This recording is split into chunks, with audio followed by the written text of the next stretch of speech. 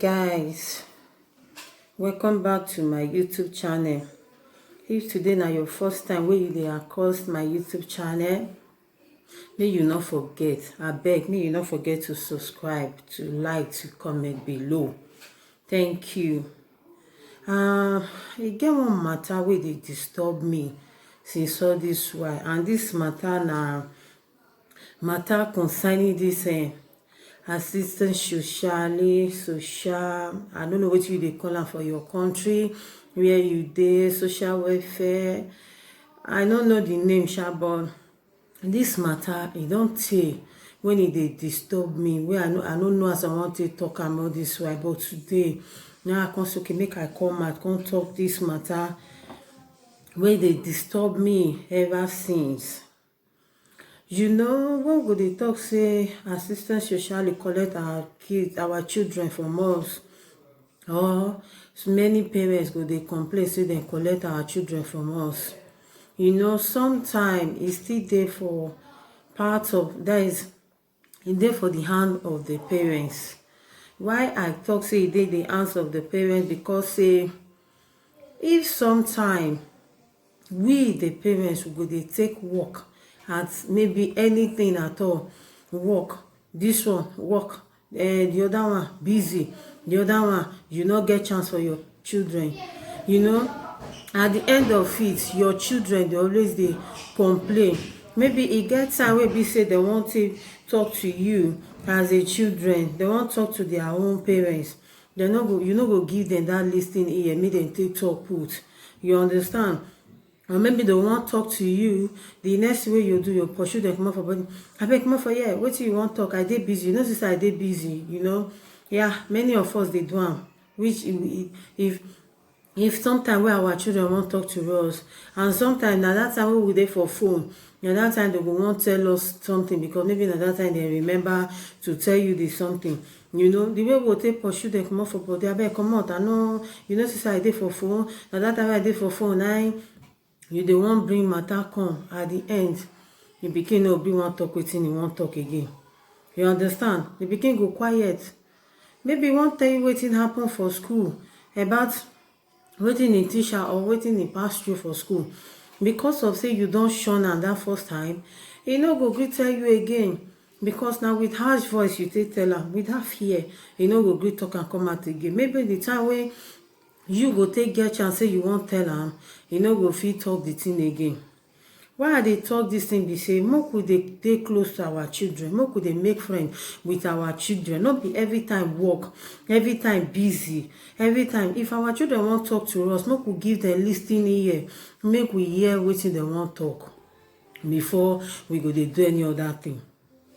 You understand? Because if you give them listening ear, if you take them as your friend, you draw them close to you, you go see say as they go school, they go tell their teacher say see wetin they pass through for house. You go see say now you as a mother, now they go tell say mom, see wetin I dey pass through for school. You understand? And they no go carry wetin they see for house go talk for school. Because why? Then they get that confidence in you as all of una na friend, like two of una na friend. So you no go fit get that boldness take go school, go dey tell teacher say see wetin dey happen for house. And if you be the parents wey be say they always dey quarrel for front of your children, make you stop am from now onward. Because I know say make una no quarrel, but argument must come in anyhow, in any way. But e get the argument wey go reach to the extent maybe the father or the husband or the wife, they go begin dey set blow, dey fight bang bang bang for front of the children. The next thing they will go talk am for school. You understand? Like one woman wey and the husband every time na fight, no day wey they no dey fight, and they get children. The pikin now go dey practice the thing, go dey fight for school. Every complain, every time. Then the teacher they go dey complain, then the teacher they go dey complain. You understand? And as they complain now, they don't go complain give all this assistant social welfare. They don't go complain give them. Okay, now those people now don't they put high for those children body. Tell me, when they come collect those children now tomorrow the mama or the papa go dey cry, hey God, oh, I don't know why, oh, this thing can't happen like this, oh, why it can't be my own time. You forget say na wetin you dey do, na wetin you dey do for front of the children na im dem see wey dem dey do am. You understand? We need to be careful. We need to be careful for where our children dey. No be everything wey be say dey happen we go dey let our children dey know. No be everything wey be say dey happen we go dey do in front of our children. We dey call them children, they don't know anything. Who tell you? They know many things. They know wetin dey happen. They don see wetin dey happen. So when you go dey call them children, you no fit call them children because they know. My small boy wey I dey feel say maybe na small pikin na e be, he come house one day, he come dey tell me say him classmate dey talk for school say him mama dey always dey naked for him presence. Okay, ask me, that one wey you don go talk that kind of thing for school, you think say you no go talk any other thing? You understand? So we need to be careful in anything. And if you be parents wey be say you dey naked for where your pikin dey, abeg, if you dey watch me, stop am. Because na school they go dey talk am. They go dey tell their classmate, tell their teacher how your body be. You go dey think say they no know anything, na small pikin. Na lie. Who tell you? And once your pikin don pass 4 years, 3 years, in fact 3 years or 2 years, you don't know something already. You not got to do anything evil for him present. You don't need to do anything evil for him present, because any day wey you try am, na school you go talk am. So gradually, if these children dey complain, the next thing the teacher go tell assistant socially. They go begin dey put eye for the children body. Before you know, you go see say one day your children go school, they not come back again. Because why? They don't collect them. Not be first, not be second, not be third. The pikin dey always dey go school, they complain. The pikin dey always dey go school, they complain. The pikin dey always dey go school, he go talk. Oh, my mama and my papa do like this today. Oh, my papa and my mama na so they fight. Okay, imagine now that pikin will be say and him papa and him mama they do bossing for house all the time. No blessed day will be say they know they fight. The pikin now can't go they practice the thing for school. They beat other children. If now you as a mother, you will complain. Yes, you will complain. So now as they come, they ask the pikin question. Now the teacher come they ask the pikin for school. You know, now the pikin can say, yes, well, now so my papa and my mama they do. Now so they fight, now so they quarrel. Okay, now tell me this kind of thing. Now this pikin don't go talk now. Now they're just this assistant socially high there for the children body. And not be only one. They go like to want carry the old children where you get. So make we they be careful, we parents. Honestly speaking, more they be careful, more could not we they do for the presence of our children, and more could they draw our children close to us, more could take them as our friend, more could give them listening ear, play with your children sometime, make comedy with them, no na laugh together. Because if you laugh with them, all those things, you go see say they go get free chance and free mind to relate something with you, to talk something with you. Maybe wetin you no wan talk before, as you don dey follow and dey laugh, dey follow and dey play, you don draw am close to yourself. You go see say e go open up, e go tell you, see wetin e dey pass through. You understand? So na so e be. Just like we, when we dey small, when we dey young that time, when we dey pass through one thing or the other, when we say sometimes if our mama self will no go see them, they go market before they go dey enter house na midnight. You understand? Because that time my mama wan beat me, na midnight they beat me. Oh, he go carry one long stick. You understand? Now that midnight, now she they beat me. He go wipe rubbish come off from my head. Because now that midnight, now she they get chance. So make we dey draw our children closer. I say make we not dey take the footstep of our parents, what our papa and mama don't do before. We can't dey take that height, take they look generation children of nowadays. You understand?